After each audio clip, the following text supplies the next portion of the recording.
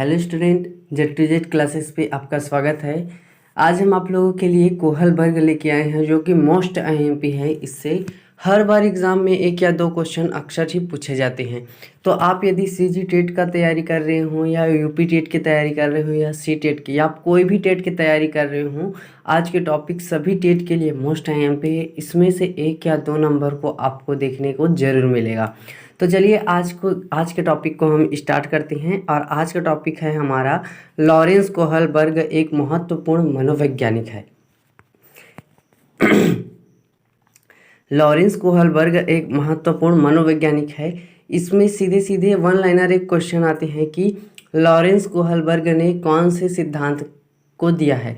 तो Lawrence Kohlberg ने नैतिक विकास का सिद्धांत दिया है। नैतिक विकास का सिद्धांत लॉरेंस कोहलबर्ग ने दिया है।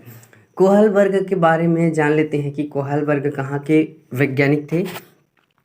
तो कोहलबर्ग अमेरिका के वैज्ञानिक थे। ये भी कई बार एग्जाम में पूछा गया है, तो आप लोग याद रखना कोहलबर्ग अमेरिका के वैज्ञानिक थे। तो चलिए, मैं पिछले क्लास में पढ़ाया था वाइगॉस्की कहाँ के वैज्ञानिक थे, आप कमेंट बॉक्स में इसका आंसर देना। ठीक, तो इन्होंने नैतिकता के विकास के सिद्धांत पर सिद्धांत दिए हैं। ठीक, तो सबसे पहले जान लेते हैं कि नैतिकता क्या होती है। तो नैतिकता के बारे में इन्होंने बताया कि वह गुण जिसमें हमें सही या गलत की पहचान हो वह नैतिकता कहलाती है। वह गुण जिसमें हमें सही या गलत की पहचान हो वह नैतिकता कहलाती है। बच्चों में नैतिकता कैसे आती है, देखते हैं। बच्चा अपने सामाजिक परिप्रेक्ष्य से ही नैतिकता एवं अनैतिकता को जानता है। ये मोस्ट आईएमपी है। बच्चे में नैतिकता कहाँ से आती है, तो अपने सामाजिक परिप्रेक्ष्य से, अपने दोस्तों से, अपने माता पिता से, अपने आस पड़ोस यानी सामाजिक परिप्रेक्ष्य से नैतिकता बच्चे सीखते हैं। ठीक, इसमें नैतिकता के लिए हिंज की कहानी मोस्ट आईएमपी है ना। हिंज की कहानी आप लोगों ने सुनी होगी। हिंज की कहानी बहुत ही फेमस कहानी है, हिंज की कहानी। और नहीं सुनी है तो इस कहानी को एक बार ध्यान से सुनना, मैं आपको बता रहा हूँ और इसमें से मैं आपको क्वेश्चन पूछने वाला हूँ, तो कहानी को बड़े ध्यान से सुनना। देखो, एक हिंज थे और एक हिंज की पत्नी थी जो कि यूरोप की रहने वाली थी, है ना। और एक दवाई वाला डॉक्टर था। हिंज की पत्नी बहुत बीमार थी, है ना। हिंज की पत्नी बहुत बीमार थी। ध्यान से सुनते रहना क्योंकि मैं इससे क्वेश्चन पूछने वाला हूँ। ठीक, हिंज की पत्नी बहुत बीमार थी और उसको बचाने के लिए केवल एक ही दवा थी जिसको एक डॉक्टर ने बनाया था। ठीक, और वो डॉक्टर उस दवा के लिए बहुत कीमत मांग रहा था और हिंज के पास उससे केवल आधे रुपए थे जिससे वो दवाई को नहीं खरीद पाते। और वो गए उस डॉक्टर के पास जिन्होंने दवाई बनाई थी और उसको बोला कि अभी मेरे पास आधे पैसे हैं और आधे पैसे मैं आपको बाद में दे दूंगा, आप मुझे ये दवाई दे दो। तो डॉक्टर ने कहा, मैं इसे बड़े ही मेहनत से बनाया हूँ, मैं आपको इसे कम रुपए में नहीं दे सकता। तो उन्होंने कहा कि इसे दे दो, ये दवाई मुझे बहुत ही ज़रूरी है, इस दवाई से मेरी पत्नी की जान बच सकती है। और डॉक्टर फिर भी नहीं माने। तो हिंज ने क्या किया, हिंज ने उस दवाई को चोरी कर ली जिससे हिंज की पत्नी की जान बच गई। तो आप हमें ये बताइए कि इसमें दो आंसर आते हैं। दो आंसर, क्या हिंज ने सही किया, पहला आंसर, और दूसरा क्या हिंज ने गलत किया। तो इसमें कई बच्चों ने ये आंसर दिया कि हिंज ने सही किया, यदि वह चोरी नहीं करता तो उसकी पत्नी की जान नहीं बचती। और कई बच्चों को ये मानना था कि हिंज ने गलत किया। हिंज ने गलत किया क्योंकि चोरी नहीं करनी चाहिए, ये अपराध होती है ना। तो दोनों आंसर सही होते हैं। तो हिंज के आधार, हिंज की कहानी ही नैतिकता को दर्शाता है। इसमें नैतिकता है, इसमें सही भी है और गलत भी है। तो आगे देखते हैं। तो आई होप हिंज की कहानी आपको समझ आई होगी। तो आगे देखते हैं। नैतिक दुविधा, मोरल डिलेमा। नैतिक दुविधा क्या होती है ना। सही या गलत में डिसीजन नहीं ले पाना, सही या गलत में डिसीजन नहीं ले पाना। जैसे हमने हिंज की कहानी सुनी, हिंज डिसीजन नहीं ले पाता कि मैं चोरी करूं या ना करूं, इसमें उसको डिसीजन नहीं ले पाता कि चोरी करना चाहिए कि नहीं करना चाहिए। इसी में उसको नैतिक दुविधा है कि चोरी करूं या ना करूं, ये नैतिक दुविधा के अंतर्गत आता है। देखो हिंज अगर जो एग्जाम्पल के लिए देखो, हिंज अगर चोरी नहीं करेगा तो उसको पुलिस हिंज अगर चोरी करेगा तो उसको पुलिस पकड़ लेगी, और वह चोरी नहीं करेगा तो उसकी पत्नी मर जाएगी। तो इसमें उसको नैतिक दुविधा है कि मैं चोरी करूं या ना करूं, है ना। और दूसरे नंबर के टॉपिक में आते हैं नैतिक तर्कणा। तो नैतिक तर्कणा, मोरल रीजनिंग, ये क्या होती हैं? सही या गलत के बारे में डिसीजन लेने में शामिल प्रक्रिया को नैतिक तर्कणा कहते हैं। जैसे सही या गलत में किसी एक डिसीजन को चुनना, या तो हिंज चोरी करेगा या तो हिंज चोरी नहीं करेगा। तो कोई एक डिसीजन लेगा, तो जैसे हिंज ने एक डिसीजन लिया मुझे चोरी करनी चाहिए, तो ये नैतिक तर्कणा है। सही या गलत में किसी एक डिसीजन को चुनना, जैसे हिंज ने चोरी किया, ये क्या है? नैतिक तर्कणा है। ठीक, तो नैतिक द्विधा भी हो गया, नैतिक तर्कणा भी हो गया, और नैतिकता, ये सब जान लिए। कोहलबर्ग ने अपनी नैतिकता के सिद्धांत पे 3 लेवल दिए हैं, जो कि मोस्ट एमपी है, हर बार इससे एग्जाम में आता है। तो ध्यान से देखना, बाद में मैं क्वेश्चन पूछूंगा आपसे। ठीक, कोहलबर्ग ने नैतिकता के 3 लेवल बताए हैं। ठीक, 3 लेवल बताए हैं, जिसके अंतर्गत 6 स्टेजेस आते हैं। एक लेवल के अंतर्गत 2 स्टेज आते हैं। तो 3 लेवल बताए हैं और स्टेजेस इसने दिए हैं 6। तो कई बार पूछते हैं कि कोहलबर्ग ने नैतिकता के कितने लेवल बताए हैं, तो आंसर होगा 3 लेवल। और इसमें ये पूछ देते हैं कि कोहलबर्ग ने अपने नैतिकता में कितने स्टेज दिए हैं, तो ये स्टेज हैं 6 और लेवल है 3, ये याद रखना। ठीक है, तो सबसे पहले लेवल में आते हैं अपना पहला लेवल, पूर्व परंपरागत, प्री कन्वेंशनल लेवल। पूर्व परंपरागत, इसको हिंदी में बोलते हैं और इंग्लिश में प्री कन्वेंशनल लेवल। ये 4 से 10 वर्ष के बच्चों में देखा गया है। तो आप ये बोलोगे कि इसमें 0 वर्ष से 4 वर्ष के बच्चों को क्यों नहीं रखा गया है? क्योंकि 0 से 4 वर्ष के बच्चे को नैतिकता नहीं होती, उसको कोई सेंस नहीं होता क्या सही है क्या गलत।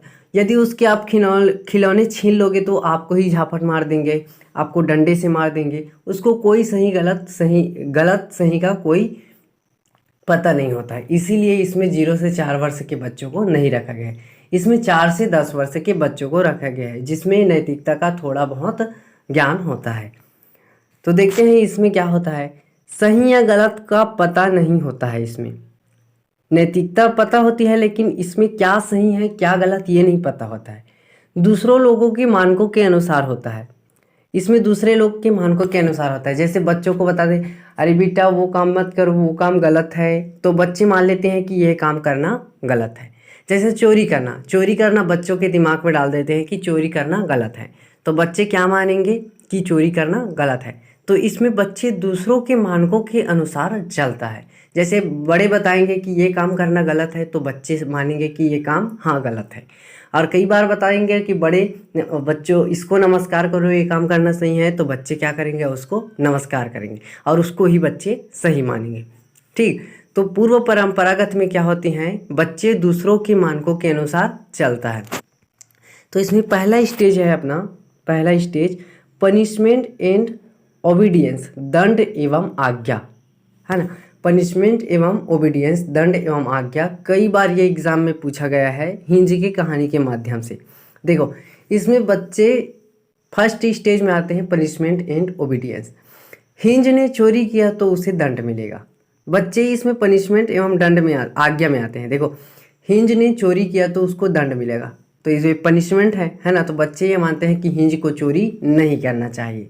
ठीक, और आज्ञा का पालन करते हैं, जैसे कि बड़े आ गए घर में तो बड़ों का नमस्कार करना चाहिए, तो ये सही बात है। और यदि नमस्कार नहीं करेगा तो उसको दंड मिलेगा। तो इसमें बच्चे आज्ञा का पालन करते हैं और पनिशमेंट एवं ओबीडियंस का स्टेज होता है। ठीक, सेकेंड स्टेज इसी में होता है, stage second tit for tat. ये मोस्ट एमपी है second stage, tit for tat मतलब जैसे को तैसा।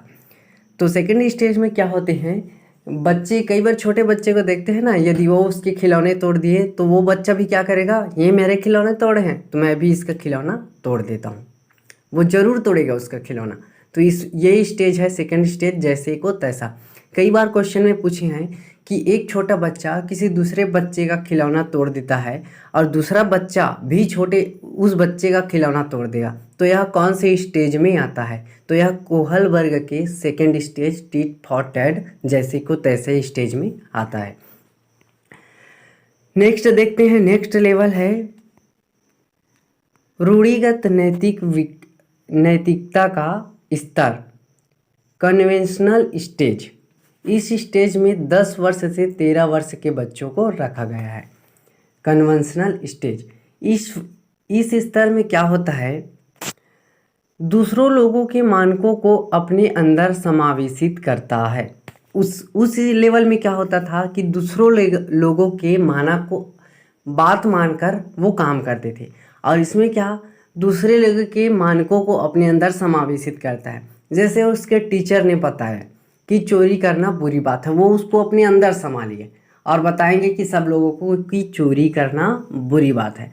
तो इस लेवल में दूसरे लोगों के मानकों को अपने अंदर वो समावेशित कर लेते हैं। ठीक, तो इसमें स्टेजेस थर्ड देखते हैं, गुड बॉय एवं गुड गर्ल। स्टेज थर्ड में है गुड बॉय एवं गुड गर्ल। 10 से 13 वर्ष के बच्चों को हमेशा जनरली ये देखा गया है कि वो गुड बॉय बने या गुड गर्ल। सभी लोगों में ये जुनून होते हैं, मुझ में था, आप में है कि नहीं मुझे नहीं पता, कि गुड बॉय बनेंगे या गुड गर्ल बनेंगे। तो देखो इसमें गुड बॉय एवं गुड गर्ल बनने का एक स्टेज होता है 10 से 13 वर्ष। अरे जैसे टीचर कहते हैं कि टीचर की हर बात को मानना।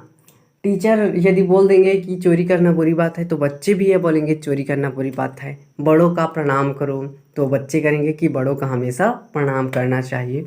इसमें थर्ड स्टेज है गुड बॉय एवं गुड गर्ल बनने की। और इसी में लेवल फोर्थ स्टेज फोर्थ है law and order orientation. Law and order orientation है ना, चौथा स्टेज। जैसे कि रेड लाइट पार करने पर उसके पापा का एक्सीडेंट हो गया है ना, इसीलिए वह वैसा नहीं करेगा। तो चौथे स्टेज में बच्चे नियम को मानने लगता है, नियम एवं ऑर्डर को। देखो रेड लाइट पार करने पर किसी की एक्सीडेंट हो जाती है ना, तो बच्चे अब नियम पार करेंगे कि हम रेड लाइट पार नहीं करेंगे। तो स्टेज 4 है लॉ एंड ऑर्डर ओरिएंटेशन का, है ना, कि रेड लाइट पार करने पर यदि जान जाती है तो हम रेड लाइट पार नहीं करेंगे, यह कानून है तो हम इस कानून का मानेंगे। ठीक है, और अपने चौथा लेवल तीसरा लेवल आते हैं उत्तर रूढ़िगत नैतिकता, पोस्ट कन्वेंशनल स्टेज। यह 13 से ऊपर वाले बच्चों में होती है। और इसमें क्या होता है, 13 से ऊपर वाले बच्चों में यहाँ होती है। इसमें पूरे नैतिकता का विकास होता है। इसमें स्वयं से वो डिसीजन लेता है बच्चे, इस लेवल में स्वयं से डिसीजन लेता है, खुद से डिसीजन लेता है, ना कि समाज के जरिए लोगों का क्या सही है क्या गलत। देखो इसमें बच्चे खुद से डिसीजन लेगा और ना ही वो समाज को देखेगा कि इसमें क्या सही है और क्या गलत, वो खुद से अपना डिसीजन लेगा, है ना। तो इसके अंतर्गत 2 स्टेजेज हैं, स्टेज 5 और स्टेज 6। तो स्टेज 5 देखते हैं सोशल कंस्ट्रक्शन ओरिएंटेशन, है ना, सोशल कंट्रैक्ट ओरिएंटेशन। ठीक, इसमें किशोर यह मानते हैं कि नियम को भले ही नियम मनुष्य के भलों के लिए ही बनाया जाता है। किसी नियम से किसी व्यक्ति को नुकसान होता है, किसी नियम से यदि किसी व्यक्ति को नुकसान होता है तो वह नियम को तोड़ देना चाहिए। जैसे हिंज ने जैसे रेड लाइट तोड़कर उसके पापा की जान बच सकती थी, तो उस रेड लाइट मतलब उस नियम को तोड़ दो क्योंकि उसके पापा की हमें जान बचानी है। देखो यदि आप ट्रैफिक में फंसे हो, है ना, ट्रैफिक में फंसे और ट्रैफिक के बीच में कोई व्यक्ति का एक्सीडेंट हो गया है ना, बीच में, और उसी वक्त आप आ रहे हो, मतलब कोई बच्चा आ रहा है 13 वर्ष के बच्चे, ठीक, और उसी वक्त रेड लाइट जल गया है ना, तो रेड लाइट जल गया तो बच्चे उस एक्सीडेंट को देखेगा ना, तो उसको ये मान्यता लगेगी कि मैं रेड लाइट तोड़ के उसको बचाऊंगा। यदि रेड लाइट का इंतजार करते रहूँगा तो उस बंदे की मतलब जान जा सकती है। तो बच्चा ये सोचेगा, उसमें उस टाइम वो समाज एवं नियम को नहीं देखेगा, बल्कि रेड लाइट को तोड़ के वो उसे बचाने चले जाएगा, है ना। तो स्टेज 5 यही है। और स्टेज 6 क्या है? Universal ethics principle orientation. सार्वभौमिक, बच्चा अपने हिसाब से काम करेगा। जैसे भगत सिंह काफ़ी कम उम्र में हमारे देश को बचाने के लिए, मतलब हमारे देश को स्वतंत्रता दिलाने के लिए काफ़ी प्रयास किए थे। उसको ये लगा कि हमारे देश को आज़ाद करना चाहिए। महात्मा गांधी तो अहिंसावादी थे, लेकिन महात्मा गांधी की बात उन्होंने फिर भी नहीं मानी। हमें तो कैसे भी करके अपने देश की जान बचानी है। तो इस स्टेज में बच्चे कुछ अच्छा करने के लिए, मतलब दूसरों का अच्छा करने के लिए खुद की जान भी दे सकते हैं। तो स्टेज 6 यही है। तो कई बार ये क्वेश्चन पूछे हैं कि बच्चे दूसरों के फ़ायदा के लिए अपनी खुद की जान किस स्टेज में दे सकते हैं, तो स्टेज 6 है। तो आई होप आज की वीडियो समझ आया। काफ़ी लंबा टॉपिक था ये कोहलबर्ग वाला। और कोहलबर्ग के जो 6 स्टेज हैं और 3 लेवल, इससे अक्सर ही एग्ज़ाम में क्वेश्चन पूछे जाते हैं।